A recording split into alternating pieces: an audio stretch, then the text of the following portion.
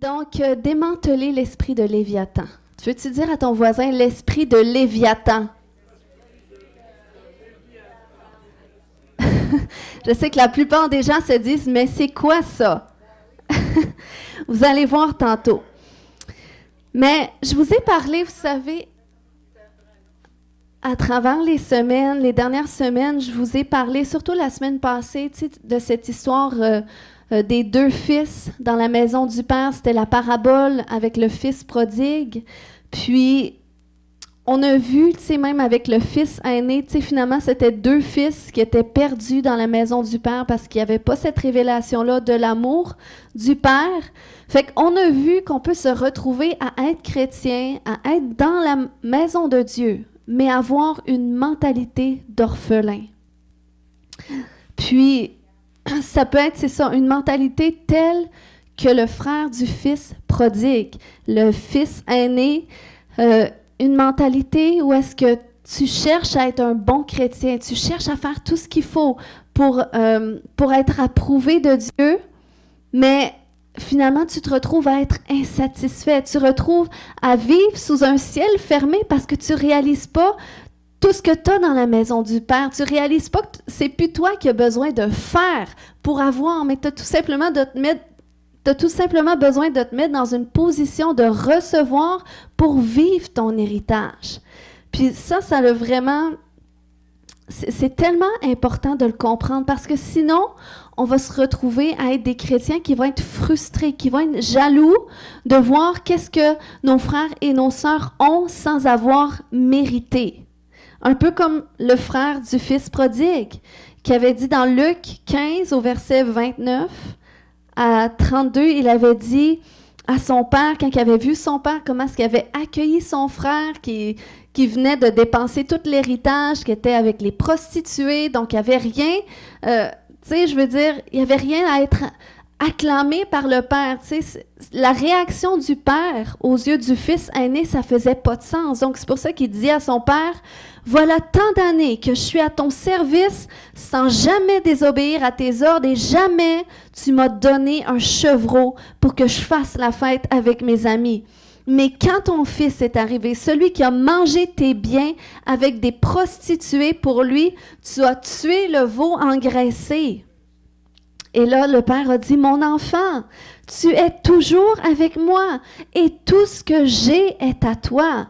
Il fallait bien faire la fête et nous réjouir parce que ton frère que voici était mort et il est revenu à la vie. Il était perdu et il est retrouvé. » Donc, on voit que le problème dans la mentalité du fils aîné, c'est qu'il servait son père avec une mentalité de serviteur plutôt que de fils. Donc, lorsque tu sers Dieu avec cette mentalité de serviteur, tu vas te retrouver à être dans la servitude. Tu vas avoir du mal à réaliser que tu n'as pas besoin de gagner l'approbation de Dieu. Tu n'as pas besoin de rien faire pour gagner tes bénédictions, pour gagner les promesses que Dieu a associées à ta vie, parce que Jésus lui-même, il a tout accompli pour toi. Donc, tu as simplement besoin de te mettre dans cette position de recevoir. Parce que cette mentalité-là, d'orphelin, c'est une mentalité qui te centre sur ta justification par les œuvres, sur qu'est-ce que toi tu fais pour être juste aux yeux de Dieu. Et pourquoi est-ce que je reviens là-dessus? C'est parce que c'est un cas de figure qu'on voit beaucoup dans l'Église. C'est un cas de figure qu'on voit beaucoup. Par exemple, tu peux être comme le fils prodigue, à un moment donné, tu t'éloignes de Dieu, tu t'en vas dans le monde, puis là, à un moment donné, tu es saisi de conviction, tu réalises que tu as péché, que c'est pas bien ce que tu as fait. Donc là, c'est soit qu'il y a quelqu'un qui te parle du Seigneur, ou soit que c'est une conviction comme ça, tu vis une expérience avec Dieu.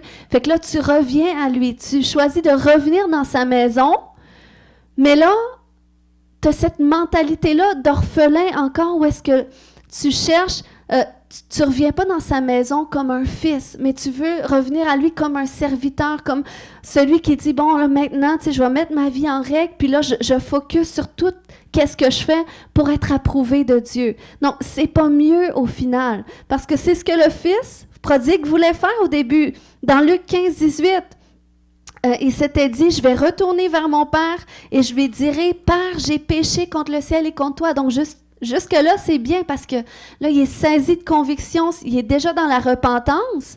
Mais regardez ce qu'il voulait lui dire. Je ne suis plus digne d'être appelé ton fils. Traite-moi comme l'un de tes ouvriers. Donc, il voulait revenir dans la maison du Père comme un serviteur, comme un ouvrier. Mais c'est là que la parabole nous montre comment est-ce que finalement le Père, il l'a accueilli comme un fils, parce que c'est comme ça que Dieu veut qu'on réalise qu'il est. Il ne désire pas qu'on devienne ses serviteurs. Il ne désire pas contrôler notre vie puis qu'on cherche à gagner notre ciel ou gagner son approbation. Non, le Seigneur désire qu'on revienne dans sa maison, qu'on revienne à lui comme des fils et des filles, qu'on réalise que, wow, je suis adopté et ça, c'est tout l'héritage que j'ai, puis j'ai rien fait pour le mériter. Ça, c'est la bonne nouvelle. J'ai rien fait, c'est par la grâce. Dis à ton voisin, c'est par la grâce que tu es sauvé. Amen. Donc, ça, c'est ce que le fils aîné ne réalisait pas. Donc, c'est pour ça qu'il était furieux de voir le père accueillir le fils prodigue avec autant de joie.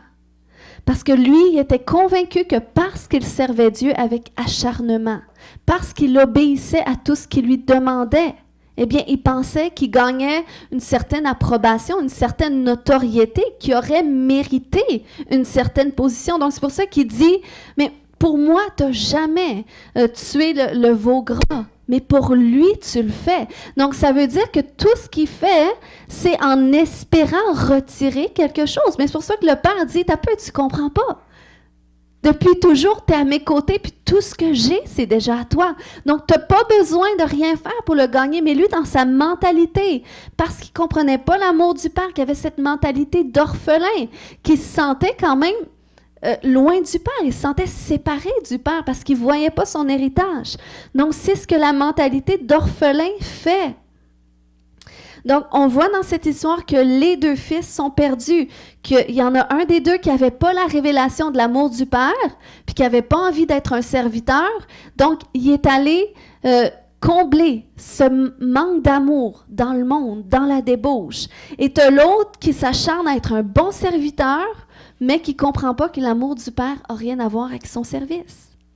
Donc, si on fait un portrait des deux pour donner une caractéristique globale, c'est qu'on voit qu'il y a un fils qui est païen, okay, qui vit selon le courant de ce monde, et on voit qu'il y a un fils qui est religieux. Parce que finalement, la mentalité orphelin puis la mentalité religieuse, c'est deux mentalités qui s'associent très bien ensemble.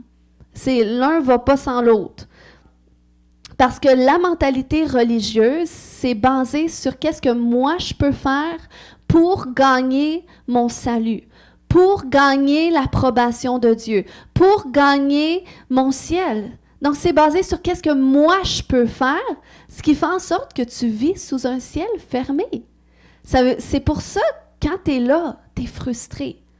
Parce que tu regardes ton voisin à côté de toi-même, puis oui, dans l'église, mais ça peut être au travail, parce que toi, tu essaies de tout faire avec acharnement, tu vois même que tu veux que le boss te remarque, tu lui dis des compliments, tu vas même lui rendre des services, mais tu ne fais pas ça avec un bon cœur, parce que tu penses que tu dois gagner son approbation.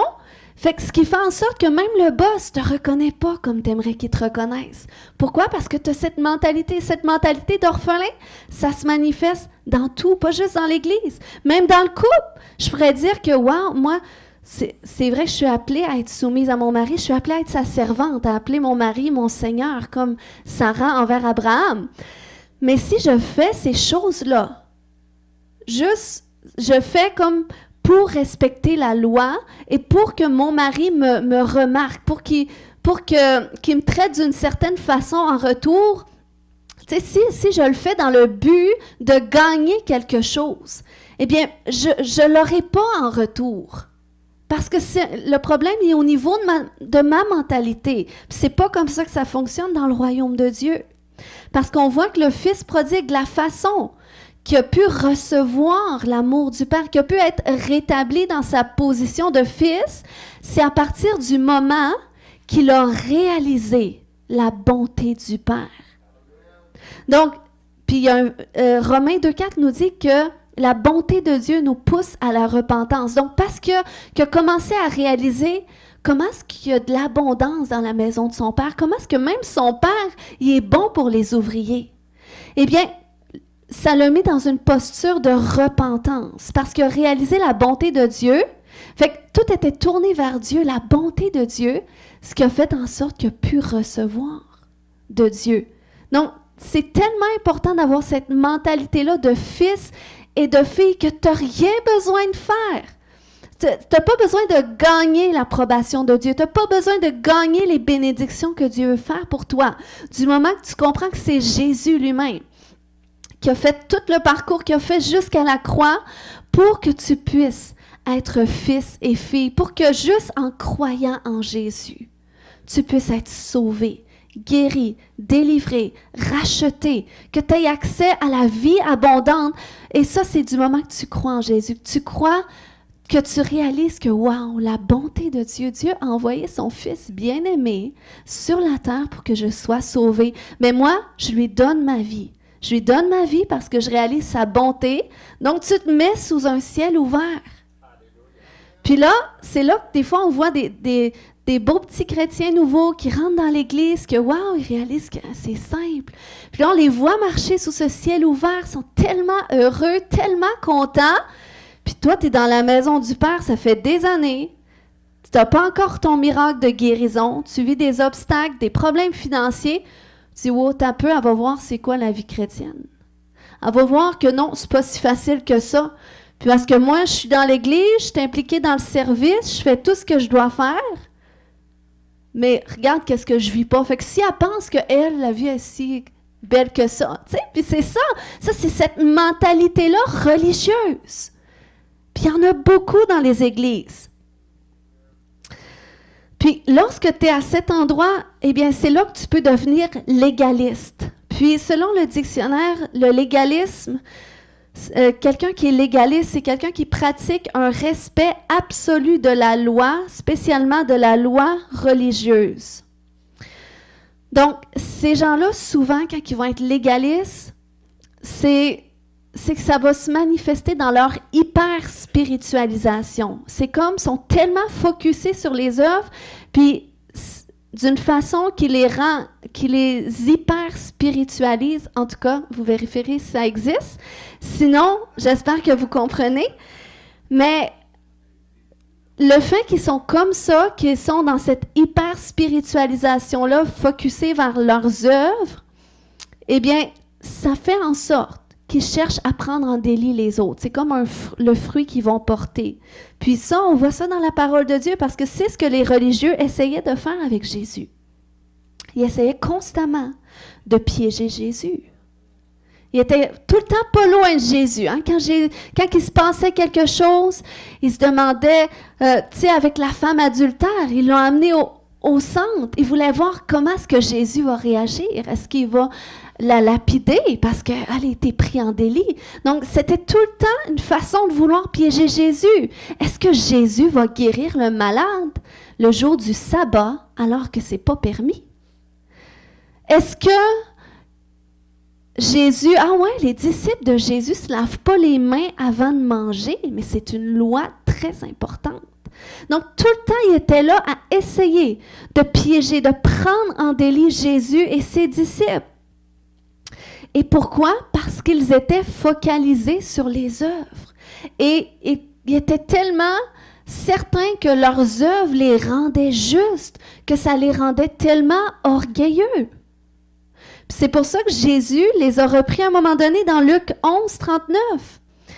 Il a dit aux pharisiens, « Vous les pharisiens, vous nettoyez l'extérieur de vos verres et l'assiette, mais à l'intérieur, dans votre cœur, vous avez envie de voler les autres et vous êtes méchants. Donc, il est en train de dire, vous êtes jaloux, vous êtes mauvais. Et il a dit au verset 42, « Quel malheur pour vous, pharisiens! En effet, vous donnez à Dieu un dixième de certaines plantes, de menthe, de plantes sauvages et de légumes du jardin. » C'était la dîme de l'époque, s'il vous plaît, on ne veut pas ces dîmes dans le panier. Il dit, « Mais vous oubliez d'être juste avec les gens et d'aimer Dieu. » Pourtant, c'est cela qu'il fallait faire. Il fallait donner la dîme, oui, mais sans oublier le reste. Il a aussi dit au verset 43, « Quel malheur pour vous, pharisiens! Vous aimez être assis au premier rang dans les maisons de prière et vous aimez qu'on vous salue dans les places publiques. » Donc, vous voyez comment est-ce que Jésus était en train d'exposer leur cœur, comment est-ce que leur cœur était mauvais, que oui, ils prennent soin de leur extérieur, ils aiment être remarqués, ils aiment être salués, ils aiment être loués. « Ah, t'es tellement merveilleux, t'es tellement spirituel. » Mais leur cœur est mauvais, donc il est en train de leur dire, « Vous êtes hypocrites. Vous focussez sur votre extérieur, sur les œuvres que vous faites, mais à l'intérieur de votre cœur. C'est là le problème. » Puis il disait, votre cœur est loin de Dieu. Puis vous condamnez ceux qui ne font pas les mêmes œuvres que vous faites. Donc c'était grave. Puis c'est autour de ça que je vais partager à travers cette série. Bien, pas juste cet aspect-là, mais c'est juste parce que c'est quelque chose qu'on voit beaucoup dans l'Église. Puis c'est important que je l'adresse. Parce que l'esprit religieux, c'est vraiment un esprit qui anime beaucoup de croyants. Puis, c'est en grande partie, en conséquence, à cause des générations avant nous qui étaient très, très fortement ancrées dans la religion. Donc, c'est pas parce que les gens sont méchants. Souvent, c'est parce qu'il y a vraiment des liens spirituels derrière ça. Puis, il faut savoir que les esprits disparaissent pas quand quelqu'un est mort. Okay? Si ta grand-mère était tellement religieuse que c'était Marie était consacrée à Marie, c'est pas parce que ta grand-mère est morte que les esprits d'idolâtrie sont partis. Ils cherchent à se transférer d'une génération à l'autre. Puis, c'est un esprit qu'on voit beaucoup, je vous dis, même dans nos églises pentecôtistes. Parce que les églises pentecôtistes, c'est les églises qui croient dans l'effusion du Saint-Esprit, qui croient que le Saint-Esprit est encore là pour baptiser les gens, pour guérir les gens. C'est ceux qui croient dans l'action du Saint-Esprit, dans la manifestation des dons du Saint-Esprit. Mais si on est honnête, il y a très peu d'églises pentecôtistes qui voient la manifestation du royaume de Dieu par des signes, des miracles, des prodiges. C'est pas normal. C'est pas normal parce qu'on serait supposé être de ceux qui ont eu la révélation que le Saint-Esprit agit encore pour guérir, pour délivrer. Mais pourquoi est-ce qu'on en voit peu dans nos églises modernes, pentecôtistes? Eh bien, c'est à cause de ça. C'est à cause d'un esprit religieux. Parce que si on regarde, OK, c'est qui essayait d'arrêter le mouvement du Saint-Esprit, OK, dans la parole de Dieu à l'époque de Jésus? C'était les religieux. Puis, si on regarde derrière les religieux, ça voulait nous enseigner parce que le combat, c'est pas contre les gens. Donc, le but, c'est pas d'aller attaquer les gens. Mais c'est de comprendre qu'il y a un combat qui est spirituel, comme Éphésiens 6,12 nous dit, car nous n'avons pas à lutter contre la chair et le sang, mais contre les dominations, contre les autorités, contre les princes de ce monde des ténèbres et contre les esprits méchants dans les lieux célestes. Donc Jésus, son combat sur la terre, les religieux qui ont voulu le crucifier, qui l'ont crucifié, eh bien, c'était l'esprit d'Antéchrist derrière ça. L'esprit qui était contre Christ, qui était contre Dieu puis son action. Donc, aujourd'hui, si on voit peu de ces choses dans nos églises, c'est parce que cet esprit-là encore, qui cherche à s'infiltrer, à se faufiler pour empêcher l'action de Dieu, pour empêcher le mouvement de Dieu. C'est pour ça que les églises qui ne font pas de délivrance, c'est certain que cet esprit-là a le beau rôle. C'est certain que cet esprit-là va dominer, il va prédominer, parce que s'il n'est pas confronté, parce que lorsqu'on lit même dans les Écritures, il y a une fois que Jésus qui n'avait pas réussi de faire de miracle. Puis c'était à cause de quoi? À cause des gens qui étaient incrédules. Donc, c'est une image de ces gens qui avaient cet esprit-là, qui étaient influencés par cet esprit-là, qui commençaient à remettre en doute, mais pourquoi est-ce que lui ferait des miracles? Puis, on s'en rend pas compte, mais on peut donner accès à cet esprit. On peut être sous l'emprise de cet esprit, puis on a besoin d'être délivré. Ou on peut être sous l'influence de cet esprit. On a besoin aussi d'en prendre conscience pour marcher dans notre liberté, pour dire « Wow, t'as peu, moi je veux pas donner accès à cet esprit-là, parce que moi je veux voir le Saint-Esprit à l'œuvre, je veux voir le royaume de Dieu se manifester, donc moi je veux pas être l'instrument entre les mains de l'ennemi. » Et ça, c'est un travail pour tous et chacun parce qu'on vit dans ce monde. Puis, il y a toutes sortes d'esprits qui cherchent juste une occasion de se faufiler pour empêcher l'action de Dieu.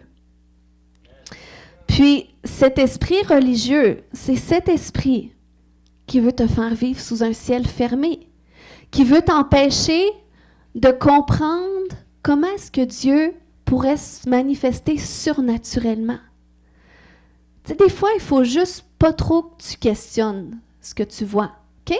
Si tu as besoin de prière, questionne juste pas trop comment est-ce que le miracle peut se produire. Vas-y juste avec la foi d'un enfant. C'est ce que Jésus dit. Il faut qu'on ait la foi comme un enfant. Donc, des fois, il faut juste pas trop se questionner, puis croire dans la prière, dans la parole qui est déclarée. Tu te positionnes sans te poser de questions.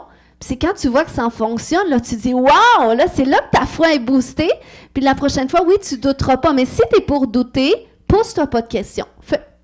Ferme juste la porte au doute, puis laisse Dieu agir. Fais confiance à Dieu. Amen? C'est tellement important. Bon, puis quand on vit sous un ciel fermé comme ça, eh bien, on ne comprend pas comment est-ce que Dieu voudrait agir dans la vie de mon frère Éric, sans qu'Éric ait rien fait. OK? On ne comprend pas comment est-ce que Dieu voudrait que Éric vive un puissant miracle de guérison, que Éric, tantôt, on le salue en direct de la France parce qu'il est en train d'aller vendre ses œuvres d'art, puis il marche dans la prospérité, puis en tout cas, il vit toutes ses promesses, puis on ne comprend pas, mais pourquoi Éric?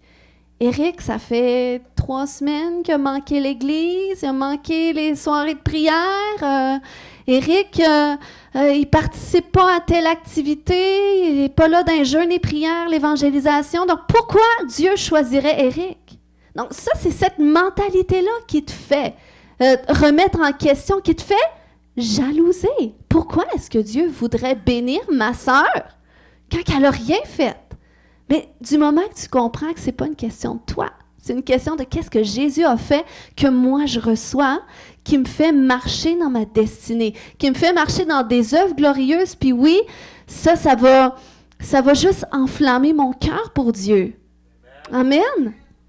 C'est ce que Dieu veut. On n'a pas besoin de gagner notre salut, puis les bénédictions de Dieu.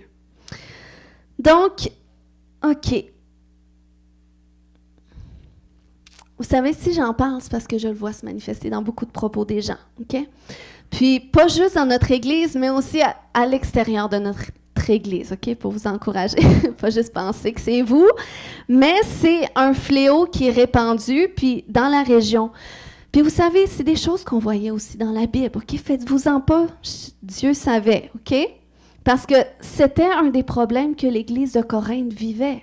L'Église de Corinthe, c'était une Église qui marchait dans le surnaturel. C'était une Église. C'est pour ça qu'il était tellement dans le surnaturel qu'il prêchait en langue. Korabakataya shoto. Il était tellement enflammé pour voir l'action de Dieu. Puis c'est pour ça que c'est aux Corinthiens que Paul il a dû enseigner sur les dons spirituels, sur la prophétie, pour dire « Wow, ben, c'est super que vous prophétisiez, mais il y a un protocole aussi. Puis oui, les dons du Saint-Esprit, mais il y a une façon aussi que ça peut fonctionner. Puis c'est un à tour de rôle aussi quand vous prophétisez. » Donc, c'est aux Corinthiens qui a donné le protocole parce que c'était des choses qu'ils vivaient. C'était une réalité de l'Église de Corinthe. Mais c'est aussi... C'est pas parce qu'il était spirituel, qu'il n'était pas charnel. Parce que, vous vous souvenez qu'est-ce que Paul leur avait dit à un moment donné dans 1 Corinthiens 3:2? Il leur a dit, « Je vous ai donné du lait, non de la nourriture solide, parce que vous ne pouviez pas le supporter. Et vous ne le pouvez pas même à présent parce que vous êtes encore charnel. Donc, c'est pas parce que tu es hyper spirituel que tu n'es pas charnel. En effet, puisqu'il y a parmi vous de la jalousie et des disputes, n'êtes-vous pas charnel et ne marchez-vous pas selon l'homme? Donc, vous voyez, ces choses-là, c'est pour ça que l'œuvre dans notre cœur est tellement important. Si on veut saisir le mouvement que Dieu fait, que ce soit dans notre vie, dans notre famille, que ce soit dans notre région, dans notre nation, si on veut, qui veut participer? Être participant du mouvement de Dieu. 2 personnes, 4, 5, 6, 7, 8. Amen, tout le monde! C'est encourageant. Eh bien, on doit, c'est pour ça que l'œuvre dans notre cœur, c'est une priorité. Pour pas que l'ennemi puisse avoir accès. Pour pas que justement on donne accès à ces esprits, cette mentalité d'orphelin, cette mentalité religieuse où est-ce que ça nous rend jaloux des autres, ça nous rend en position où est-ce qu'on veut se sentir supérieur pour être important ou des choses comme ça. On doit, et ça nécessite de briser l'association qu'on a fait avec ces esprits dans le passé, inconsciemment ou consciemment.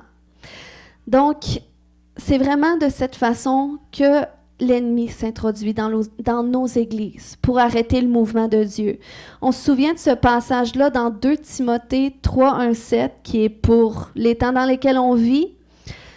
L'apôtre Paul avait dit « Sache que dans les derniers jours, il y aura des temps difficiles, car les hommes seront égoïstes, amis de l'argent, fanfarons, hautains, blasphémateurs, rebelles à leurs parents, ingrats, irreligieux, insensibles, déloyaux, calomniateurs, intempérants, cruels, ennemis des gens de bien, traîtres, emportés, enflés d'orgueil, aimant le plaisir plus que Dieu, ayant l'apparence de la piété, mais reniant ce qui en fait la force.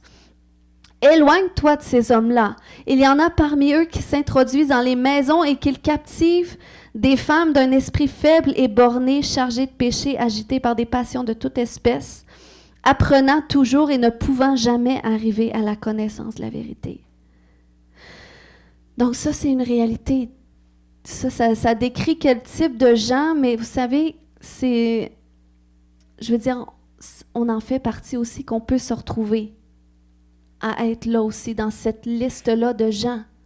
Parce qu'on est dans les derniers temps, puis le diable, il sait qu'il lui reste peu de temps, puis il cherche tellement à s'infiltrer. Puis lorsque tu as cet esprit orphelin, cet esprit religieux, ben tu vas être dans cette catégorie-là aussi. Tu vas être enflé d'orgueil.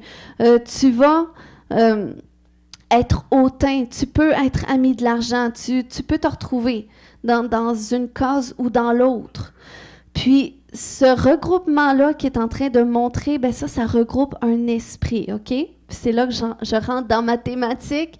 Ça regroupe cet esprit-là qu'on appelle Léviathan, qui est vraiment comme l'esprit du monde. Puis, ce matin, je vais rentrer plus... là, c'était mon introduction. Donc là, je vais rentrer dans... C'est quoi le Léviathan? OK? Puis la semaine prochaine, on va continuer. Mais... OK, dans l'hébreu, ça s'écrit, je ne sais pas si même je l'ai mis. OK, Léviathan. Donc, ça veut dire enroulé en spirale. Donc, c'est un monstre marin ou un dragon. C'est un grand animal aquatique, peut-être le Plésiosaurus. Plésiosaurus, c'est ça. Ce qui était un dinosaure. Donc, c'était un animal... de cette époque-là, il n'y en a plus aujourd'hui, mais c'était un animal qui a vraiment existé, qui était très, très gros, qui ressemblait justement à un dragon, mais comme marin, parce qu'il vivait dans les eaux. Puis, il avait comme, c'est ça, enroulé en spirale, ça doit être parce qu'il avait un très long cou. Puis, dans le fond, c'est un animal qui est comparable là, au redoutable crocodile du Nil aussi, si vous voulez faire des recherches. Mais c'est ça, c'est comme, ça ressemble aussi à un long crocodile. Puis le seul fossile qui a été trouvé, il a atteint 17,5 mètres. Donc, juste pour nous donner une idée comment est-ce qu'il était très long. Puis sa tête était de 3 mètres de long. Fait que c'est juste pour montrer comment aussi qu'il y a une très, très grande mâchoire. Fait que c'est vraiment un animal qui existait. Cet animal-là apparaît dans le livre de Job, de Psaume, puis d'Ésaïe. Puis, dans la mythologie nordique, il est représenté comme un serpent gigantesque qui entoure le monde, qui va participer à la fin du monde. Il est parfois identifié comme la bête qu'on parle dans l'Apocalypse. Puis de toute façon, quand on lit l'Apocalypse, ça nous parle de Satan comme le serpent ancien ou le dragon. Donc, ça fait référence aussi à ce monstre marin, Léviathan. Puis, c'est aussi le nom d'un ancien dieu phénicien. Ça, c'était le peuple qui adorait le dieu Baal. Donc, on va regarder quelques caractéristiques naturelles du Léviathan que Dieu a révélées à Job. Il parlait du Léviathan finalement, mais ça nous explique un peu comment qui était robuste et que c'était un animal que l'homme était incapable d'arrêter par lui-même. Donc, on lit ça dans Job 40. À partir du verset 5, Dieu a dit à Job, « Prendras-tu le Léviathan à l'hameçon? Lui attacheras-tu la gueule avec une corde? Mettras-tu une baguette dans ses narines? Lui transperceras-tu la mâchoire avec un crochet?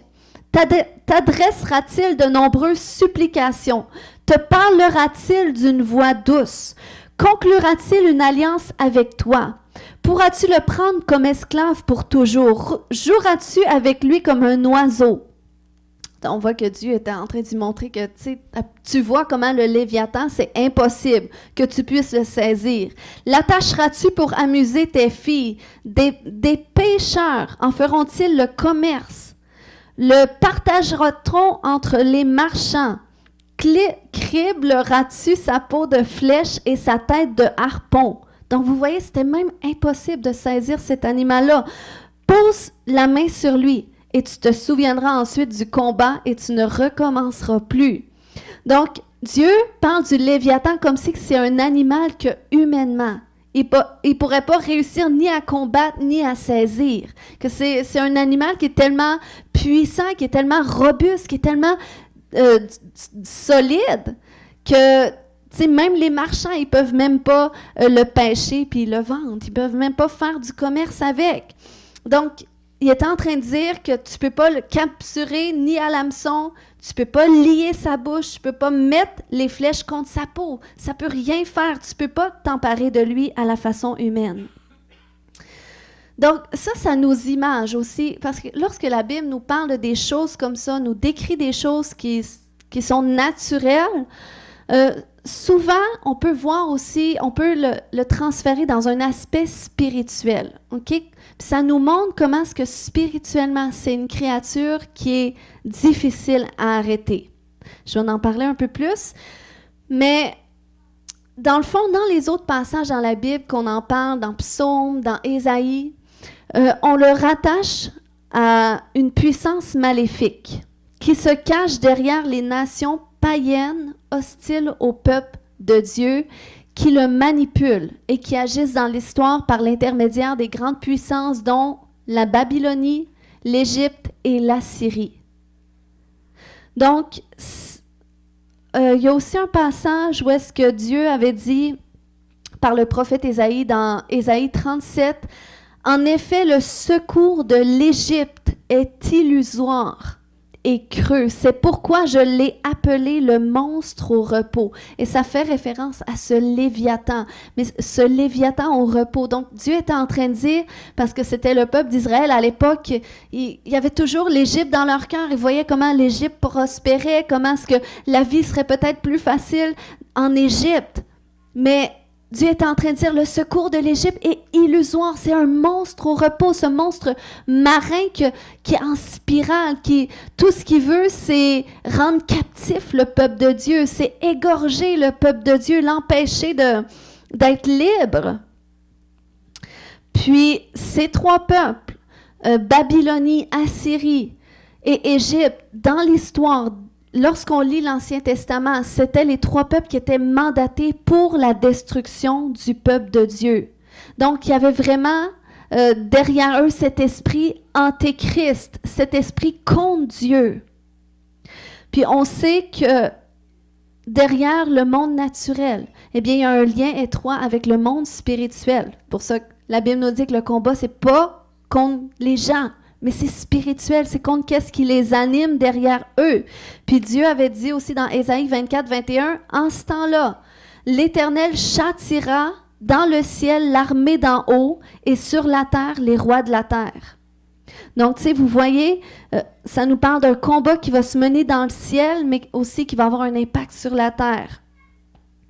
Donc, qu'est-ce que ces trois peuples ont en commun? Parce que là, le Léviathan représente ces trois nations. Fait qu'on va voir qu'est-ce qu'il y a en commun pour nous aider à comprendre aujourd'hui. C'est comment est-ce que cet esprit-là se manifeste. Puis ça a à voir quoi avec nous? Donc, Babylone, OK, c'est à Babylone qu'il y a eu la rébellion contre Dieu à Babel. À la base, lorsqu'ils ont voulu construire une tour qui allait toucher le ciel, où est-ce qu'ils voulaient être leur propre Dieu, régner. Donc, ça a été à Babel, et ça, c'était à Babylone. Ensuite, les caractéristiques des Babyloniens, c'est que ça représentait les puissances navales, les puissances militaires, le royaume mondial. C'était la Babylone qu'il y avait déporté à quelques reprises dans l'histoire le peuple d'Israël pour les rendre asservis.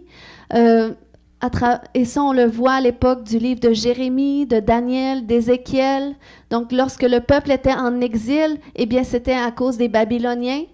C'était une nation orgueilleuse. On se souvient du roi Nebuchadnezzar. Il y a un verset qui dit dans Daniel 4, 29, 30, « Au bout de 12 mois, comme il se promenait dans le palais royal à Babylone, le roi prit la parole et dit, « N'est-ce pas ici Babylone la grande que j'ai bâtie comme résidence royale par la puissance de ma force et pour la gloire de ma magnificence? » Donc, ça nous montre vraiment comment est-ce qu'il était très orgueilleux, mais c'était une nation populaire, très riche, qui se plaisait dans la méchanceté, dans l'idolâtrie, qui était cruelle et qui était arrogante. Donc, dans le Nouveau Testament, on en fait référence comme la puissance de l'Antéchrist, qui inspire le peuple à pécher et à persécuter l'Église. Ensuite, les caractéristiques de l'Assyrie. Donc, les Assyriens, c'était ceux que Dieu utilisait pour punir le peuple d'Israël lorsqu'il se détournait de Dieu pour aller vers les autres dieux, les faux dieux des nations. Eh bien, c'était les peuples des Assyriens qui se soulevaient contre Israël, que là, il y avait des guerres par-dessus guerres. Donc, c'était ce peuple-là. Mais c'était aussi une nation qui était impie, qui était puissante, qui était très arrogante. L'Égypte, ensuite, eh bien, ça, on sait que c'est la nation qui a rendu captive le peuple d'Israël pendant 400 ans. Donc, lorsqu'on regarde le portrait global de ces trois puissances, une caractéristique qu'ils ont en commun, c'est leur désir de régner et l'orgueil qui sont dans leur cœur, finalement. Ça vient de l'orgueil. Puis on se souvient que l'orgueil, c'est ce qui a été trouvé dans le cœur du diable lorsqu'il s'est soulevé contre Dieu.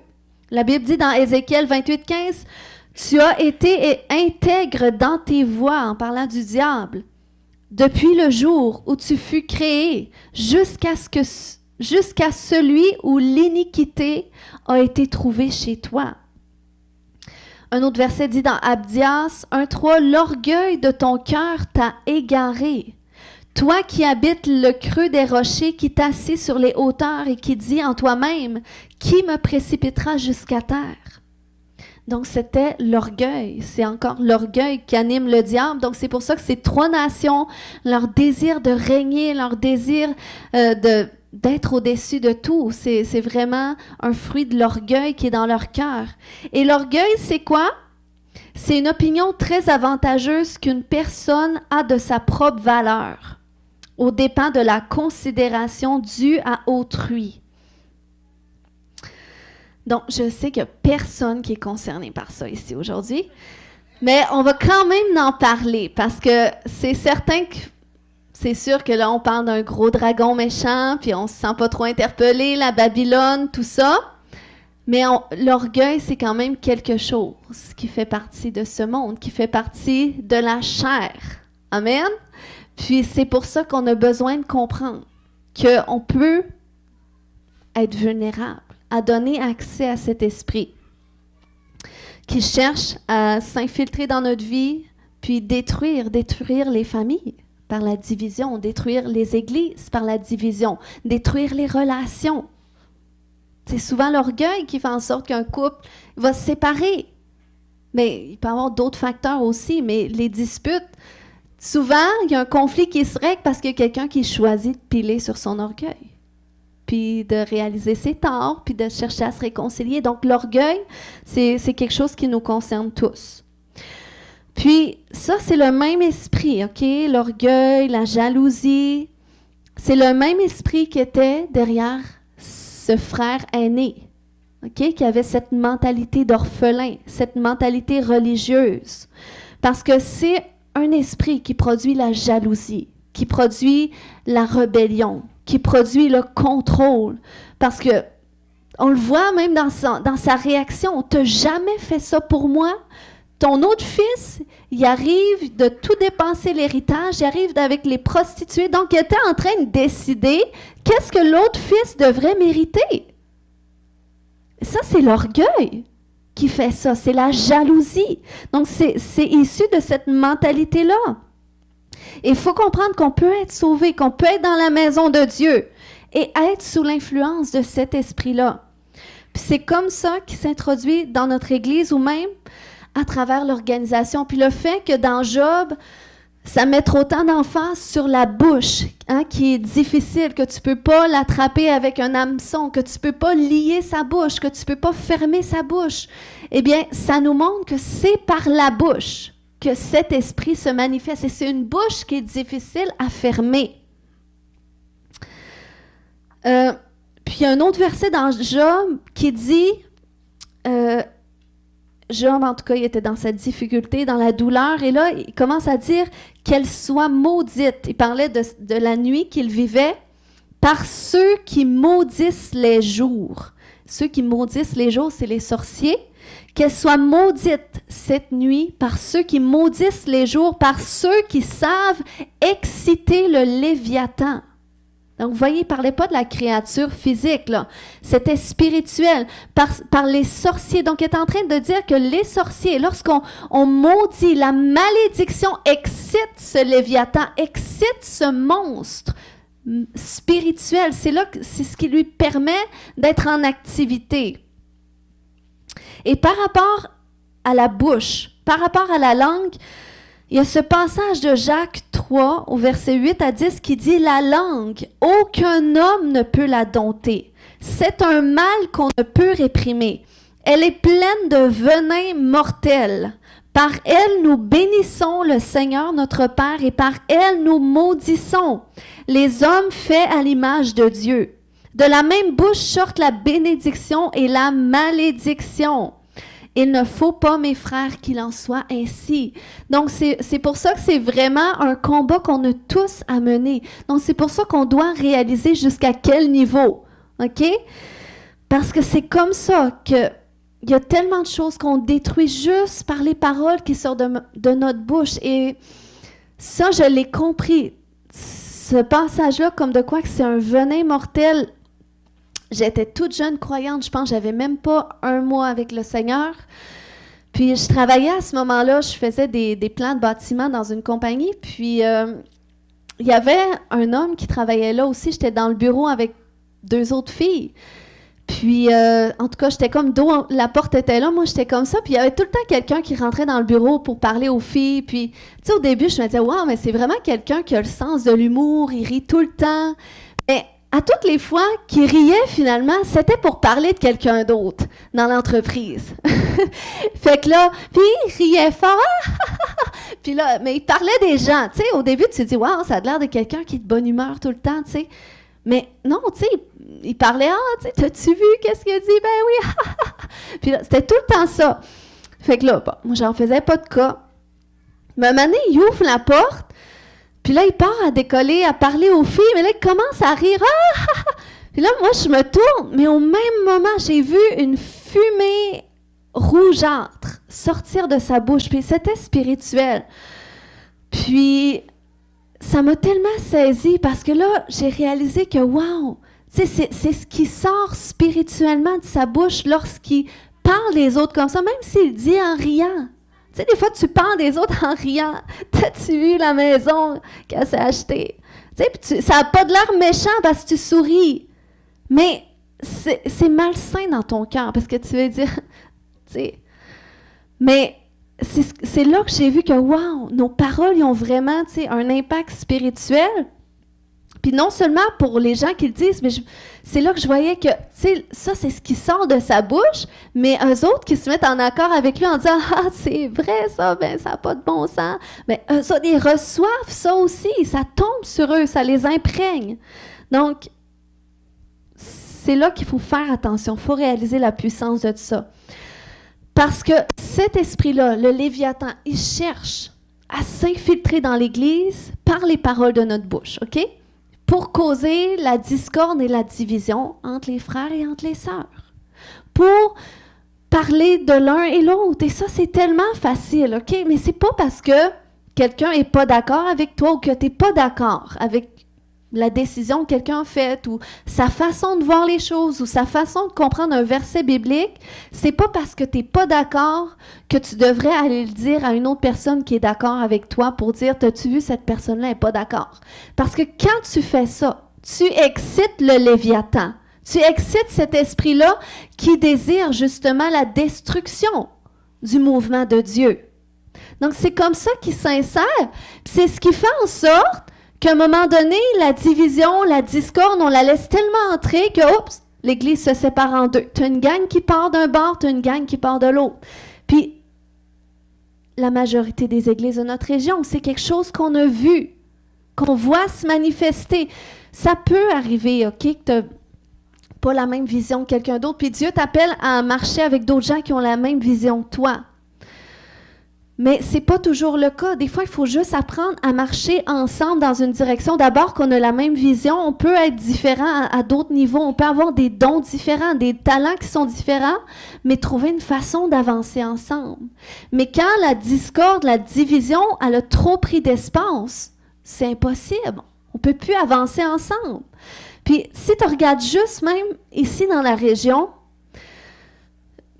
probablement dans la province aussi, mais c'est quelque chose que je vois beaucoup, qu'il y a beaucoup de croyants qui manquent d'honneur envers les pasteurs. Puis, je ne suis pas en train de dire que les pasteurs méritent, OK, méritent plus que les gens de l'Assemblée. On mérite tous, à part égale, d'être honorés. La Bible nous dit de s'honorer les uns les autres. Mais je parle plus de cet aspect. Cet honneur, par exemple, que David était capable d'avoir envers le roi Saül, ça, c'est quelque chose qu'on ne voit pas là, ici. Tu sais, cet honneur qui ne dépend pas de comment ce qui agit envers toi, la personne qui est en autorité, mais tu choisis d'honorer par principe envers Dieu. Parce que David, il avait toutes les raisons de critiquer Saül. Il avait toutes les raisons de le maudire. Même de le tuer, il avait eu l'occasion, puis il aurait pu le faire parce que Saül le pourchassait pour le détruire. Mais il a refusé de le faire. Pourquoi? Parce qu'il voulait, et il se disait que si Dieu a placé en autorité cet homme, ben c'est pas moi qui va toucher au oint de Dieu. C'est pas moi qui va me placer contre lui. Que Dieu, lui, me rende justice, mais c'est surtout pas moi qui va rentrer dans ce combat-là. Parce qu'il savait que si je déshonore la personne que Dieu a oint en autorité, ben c'est comme si je déshonore Dieu. Donc, il avait cette crainte de l'Éternel. Et nous, c'est quelque chose qu'on voit rarement. Si, par exemple, tu n'es pas d'accord avec ce que le pasteur dit, puis tu commences à aller le dire à ton frère, ta sœur, eh bien, c'est parler contre, c'est de la médisance. Et là, t'excites cet esprit-là qui veut juste semer discorde, qui veut semer doute. Ah, c'est vrai, j'avais pas vu le pasteur comme ça. Puis souvent, c'est des gens qui sont très intelligents qui vont faire ça. C'est des gens qui sont très intelligents, puis c'est des gens qui pourraient être mis dans des positions. Mais parce que Le pasteur ne peut pas faire confiance. Le pasteur, il ressent ces choses-là. Mais parce qu'il sait qu'il n'est pas honoré, il n'est pas dans une position pour mettre quelqu'un dans une autre position, parce qu'il n'y a pas cet échange d'honneur, de compréhension, de respect de position, que c'est Dieu qui l'a mis là. Donc, le pasteur, ça fait qu'il n'a même pas le droit de reprendre ces personnes-là, souvent, parce que s'ils se font reprendre, soit qu'ils vont se rebeller, ou qu'ils vont rien dire, ben ils vont quitter l'Église. Puis ça empêche Dieu de se manifester, ça empêche le royaume de Dieu de se manifester. Puis c'est comme ça que le diable s'introduit, parce que il y a ce verset qui dit dans Marc 3, 24, 25 que si un royaume est divisé contre lui-même, ce royaume ne peut subsister. Si une maison est divisée contre elle-même, cette maison ne peut subsister. Donc, qu'est-ce qui cause la division? C'est de parler des uns des autres. C'est la critique, la médisance, même faite avec un sourire, ce n'est quand même. Fait que lorsqu'on fait cela, des fois, ça peut arriver que tu ne comprends pas, mais va voir la personne au lieu d'en parler à d'autres. Parce que Dieu voit ton cœur. Puis il y a ce passage-là qui dit dans Jacques 3, 14 à 16, « Si votre cœur est plein d'amère jalousie, il y a une autre version qui dit de zèle amer. Si vous êtes animé d'un esprit querelleur, il n'y a pas vraiment lieu de vous vanter. Ce serait faire une entorse à la vérité. Une telle sagesse ne vient certainement pas du ciel. Elle est de ce monde, de l'homme sans Dieu. Elle est démoniaque. Car là où règne la jalousie et l'esprit des rivalités, là aussi habite le désordre et toutes sortes de pratiques indignes. » Donc, c'est pour ça qu'on doit tellement faire attention à cela. Je ne peux pas vous dire combien il y a de gens qui sont rentrés dans l'Église en essayant de parler contre les serviteurs, puis ils ne connaissaient pas, ou en essayant même de me dire comment je devrais faire les choses, puis ils ne me connaissent même pas non plus. Tu sais, c'est... Puis souvent, c'est des gens qui n'ont pas resté, finalement. C'est des gens qui avaient bien des visions, bien des ambitions, bien des projets, mais c'est des gens qui sont partis. Puis c'est des gens qui, s'ils auraient resté, ils auraient causé la division. Parce que quand tu veux trop prendre la place sans, tu sais, laisser Dieu te mettre dans une place, mais des fois, ça peut faire plus de tort. Puis c'est même arrivé qu'il y a des gens qui sont venus en disant « Dieu m'appelle dans ton église parce qu'il m'a donné le discernement spirituel, puis il m'a dit que s'il y a des loups qui rentrent dans ton église, tu les verras pas. » Cette personne-là, déjà là, ne connaît pas. OK. Mais finalement, cette personne-là, c'était une personne qui me critiquait dans mon dos, puis que quand je priais pour les gens, elle priait que le Saint-Esprit ne se manifeste pas. Donc, vous pouvez être sûr que dans ce temps-là, je collabore fortement avec Dieu pour que ces gens ne restent pas dans l'Église. Parce que ça fait plus de tort que de bien. Amen. Puis, je pense, honnêtement, s'il y en a qui se posent encore la question, je ne sais pas pourquoi c'est elle qui devrait être mon pasteur. Tu sais, je sais que pour certains, je pourrais être votre fille, pour d'autres, je pourrais être votre petite fille, pour d'autres, je pourrais être votre amie. Mais je pense que c'est Dieu qui a prévu, tu sais, les choses, c'est la sagesse de Dieu. Puis je pense que c'est une façon de confondre l'esprit d'orgueil aussi, de certaines personnes, de dire, écoute, je respecte que c'est Dieu qui l'a placée dans cette position-là, puis que c'est par elle que Dieu, il veut susciter la transformation que j'ai besoin de vivre, puis que Dieu veut faire le mouvement qu'il a à faire. Amen. Puis c'est vraiment quelque chose que je prends avec humilité, mais je prends aussi avec beaucoup de sérieux aussi. Parce que je sais que j'avais rien de moi. J'avais rien, tu sais, d'un candidat idéal pour Dieu, pour être là où est-ce que je suis aujourd'hui. Mais à travers les années, à travers les expériences, Dieu m'a formé, Dieu m'a préparé, continue de le faire. Mais je prends vraiment au sérieux votre vie. C'est pour ça que quand il y a des gens qui commencent à me critiquer, à parler contre moi, je sais que c'est l'ennemi qui fait ça, parce que moi, je sais que mes intentions sont pures, que je ne cherche pas à faire un show. De toute façon, je ne suis pas bonne là-dedans, je n'ai pas des talents d'actrice, mais je suis vraiment là pour l'œuvre de Dieu, puis je suis là pour Dieu, puis pour les intérêts de Dieu. Amen. Donc, si on veut voir un mouvement de Dieu impacter notre vie, Samuel, tu peux venir, notre famille, si on veut voir un mouvement de Dieu impacter notre nation,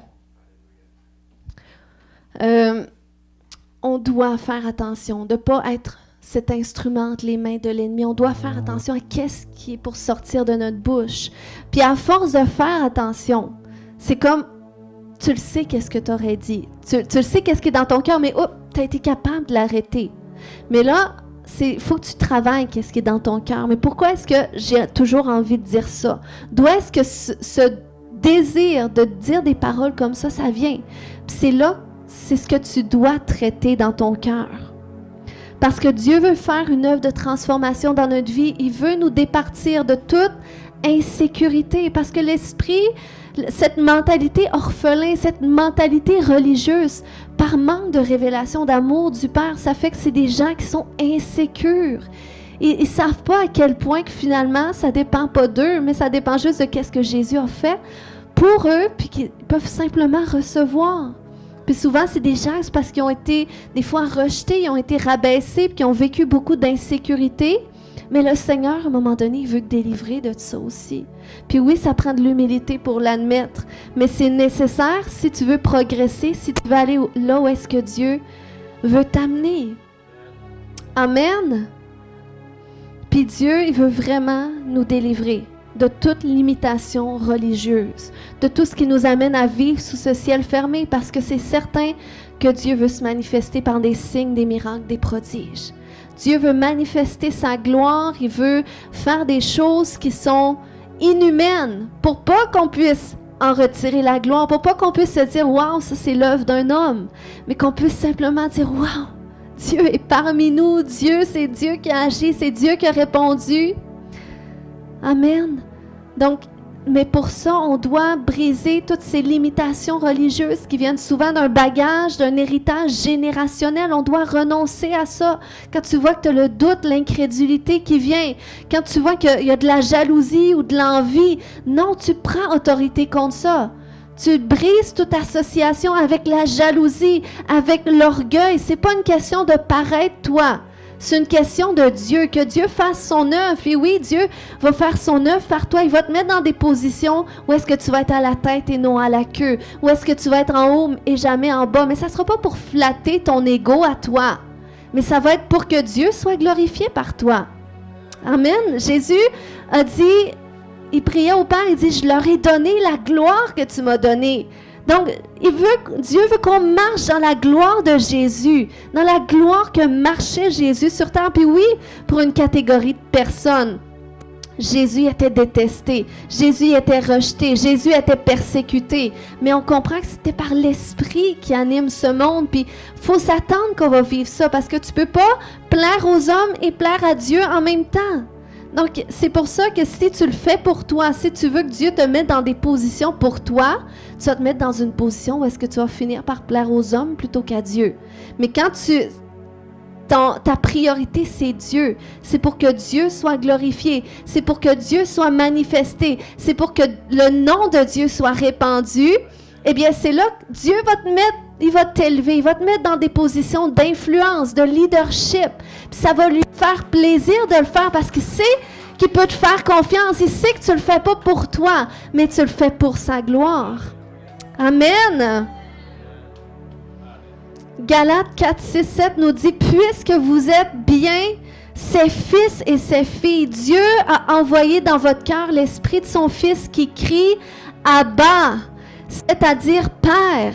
Ainsi donc, tu n'es plus esclave, mais fils ou fille. Et puisque tu es fils ou fille, tu es héritier des biens promis. Amen. J'aimerais qu'on prenne un instant, fermez les yeux là où est-ce que vous êtes. Dieu dit dans sa parole, tu es fils et fille. Ou fille, pas les deux. Tu es fils ou fille, et il dit, tu es héritier des biens promis. OK, imagine un instant. Quel genre de promesse, OK? Tu es héritier en même temps. Quel genre de promesse est-ce que Dieu te révèle? Que tu es héritier, que tu as le droit de vivre, que tu l'hérites à cause de Jésus. Ça ne dépend pas de toi, ça ne dépend pas si tu l'as mérité, ça ne dépend pas de tes péchés d'hier. Non. À cause de qu'est-ce que Dieu a fait, à cause de sa bonté. Imagine, OK? Imagine, c'est quoi l'héritage ce matin que le Seigneur te révèle, l'héritage qu'il te promet. Alléluia. Alléluia.